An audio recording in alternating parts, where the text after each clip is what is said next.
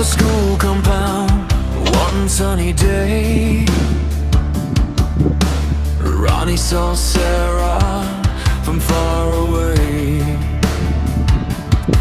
She was busy with her book,